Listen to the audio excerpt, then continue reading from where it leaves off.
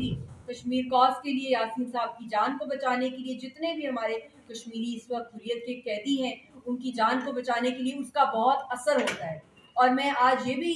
شکر گزار ہوں عوامی ایکشن کمیٹی کے ساتھ ساتھ جتنا بھی ہمارا کشمیری ڈائسپورا ہے جو پوری دنیا کے اندر انڈین ہائی کمیشنز کے باہر کھڑے ہو کے احتجاج کریں اپنی لیڈر کی جان کو بچانے کے لیے۔ وہ اپنے لیے قربانیاں خالی کشمیر کی تحریک آزادی کے لیے قربانیاں نہیں دے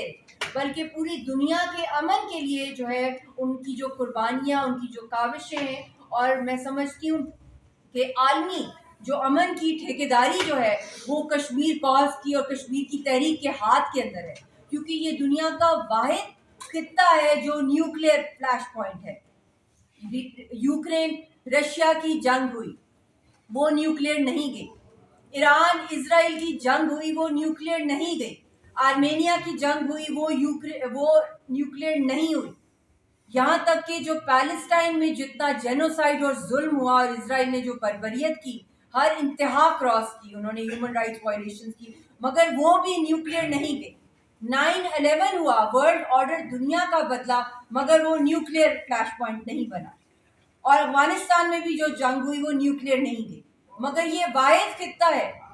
جو کہ پلوامہ کا فالس فلیگ کے بعد نیوکلیئر کوڈز اس کے ایکسچینج ہو گئے 2019 میں 27 فیبروری کو۔ پھر اسی طرح جب پہلگام میں دہشت گردی ہوئی اور اس وقت بھی ہندوستان میں مودی کے الیکشنز ہو رہے تھے، ایک الیکشن کو جیتنے کے لیے اس نے اپنے ہی ہندوستانیوں کو جو ہے ٹیرر اٹیک میں مارا، فالس فلیگ آپریشن ہوا، اور پھر اس کے بعد ایک فل فلیج جنگ شروع ہو گئی۔ لال قلعے میں جو دہشت گردی ہوئی یا کیڈٹ کالج میں پاکستان میں ہوئی یا ہائی کورٹ کے اندر ہوئی، مگر کہیں بھی جو ہے وہ معاملہ نیوکلیئر پہ نہیں گیا۔ تو اگر وہاں کے سب سے بڑے لیڈر کو اگر ہندوستان کی عدالتیں پھانسی گھاٹ چڑھا دیں گی تو یہ دنیا میں اتنا بڑا ہائیڈروجن بام پھٹے گا، نیوکلیئر سے بھی بڑا، کہ دنیا اس کو سنبھال نہیں سکے۔ 26 پہلگام میں لوگ مارے جاتے ہیں تو نیوکلیئر جنگ کا خطرہ ہوتا ہے، اور اس سے پہلے پلوامہ۔ تو آپ سمجھتے ہیں کہ ریاکشن نہیں آئے گا کشمیر کی عوام کی طرف سے؟ ہر کشمیری جو ہے جو پرامن راستے پہ سیاسی جدوجہد پر ہے وہ سارے کے سارے مجبور ہو جائیں گے کہ دنیا ہماری آواز نہیں سن رہی۔ اور یاسین صاحب جنہوں نے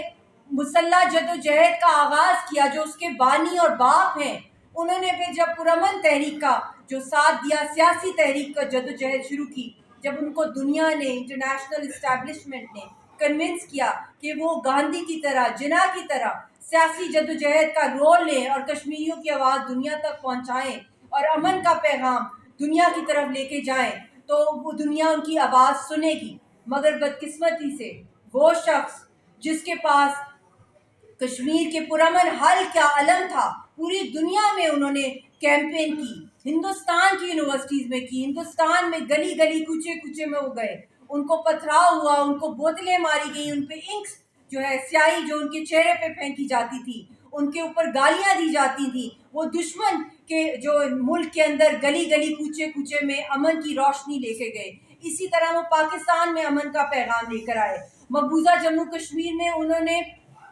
ہنڈریڈز آف ولیجز میں بائی فٹ ٹریول کیا اور سفر آزادی کا جو انہوں نے ایک پیغام دیا کہ کشمیری جو ہیں پرامن حل کے لیے تیار ہیں، مگر کشمیری اس کا پرائمری جو فریق ہے۔ اسی طرح وہ یورپ میں گئے، امریکہ میں گئے کہ امن کی کانسٹیٹوئنسی انہوں نے کشمیر کے لیے بنائی، مگر بدقسمتی سے اس شخص کو اس وقت تہاڑ کے ڈیتھ سیل میں قتل کیا جا رہا ہے، سائیکولوجیکلی، مینٹلی، فزیکلی، اور یک طرفہ فیصلے کیے جا رہے ہیں، اور ان کے خلاف جو کارروائی کی جا رہی ہے اور ان کے ساتھ کچھ بھی کیا جا سکتا ہے۔ اگر یہ انجام کیا جائے گا ایک اس شخص کے لیے جس نے پوری دنیا کے لیے جو ایک نیوکلیئر جنگ کو روکنے کے لیے کشمیر کا مقدمہ پرامن طریقے سے لڑا، اگر ان کے ساتھ یہ حال ہوگا تو پھر میں سمجھتی ہوں اس پوری دنیا کے اندر ورلڈ وار 3 بہت قریب ہے، اور پھر اس کو بچانے کا کوئی ٹھیکیدار نہیں ہوگا۔ نہ پاکستان روک سکے گا، نہ ہندوستان، نہ دنیا کی کوئی پاور، نہ پریزیڈنٹ ٹرمپ، نہ پریزیڈنٹ شی۔ اور جو اس وقت جو یہ ایک بہت ہی نازک جو مارکا حق کے بعد جو ایک نازک سیز فائر ہوئی ہے، یہ آپ سب کو میں وارن کرتی ہوں کہ یہ بارود کا ڈھیر ہے۔ اگر یاسین صاحب کی جان کے ساتھ کھیلنے کی ہندوستان اور مودی نے کوشش کی تو ایسی आग और ऐसी यहाँ से चिंगारी जो है छूटेगी और ऐसे धमाके होंगे कि दुनिया अपने हाथ मलती रह जाएगी, मगर बहुत देर हो जाएगी। अभी भी वक्त है। यासीन साहब को कश्मीरियों के लिए नहीं बल्कि पूरी दुनिया के अमन के लिए उनकी जान को बचाया जाए। और आज मैं अपील करती हूँ,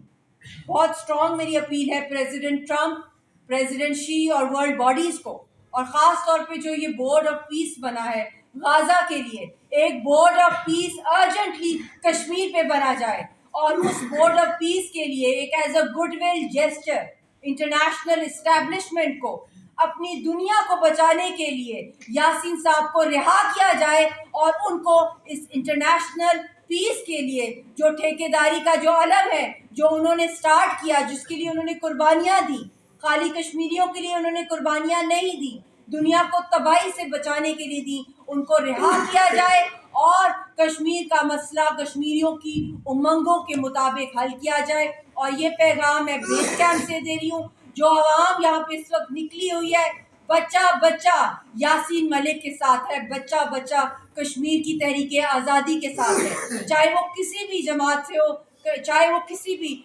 मकतबा फ़िक्र से हो। हर कोई यासीन साहब के लिए और उनकी तहरीक के लिए, इस कुर्बानियों के लिए निकल रहे, इनकी आवाज़ें खुदारा सुने और कश्मीरियों के लिए जो हक़ खुदरादियत का यूनाइटेड नेशंस के मुताबिक उनका आज़ादी का हक़ है वो उनको दिया जाए। उनकी बहुत कुर्बानियाँ हैं और अगर दुनिया ने नहीं सुना तो दुनिया, मैं समझ रही हूँ बहुत करीब है, दुनिया अपने आप को तबाही की तरफ लेके जा रही है और कोई यासीन मलिक दूसरा नहीं आएगा अमन के लिए। सारी कश्मीरी कौम जो है वो मुसल्लह जदोजहद का रुख लेगी और फिर वो तबाही आएगी कि कोई उसको रोक नहीं सकेगा।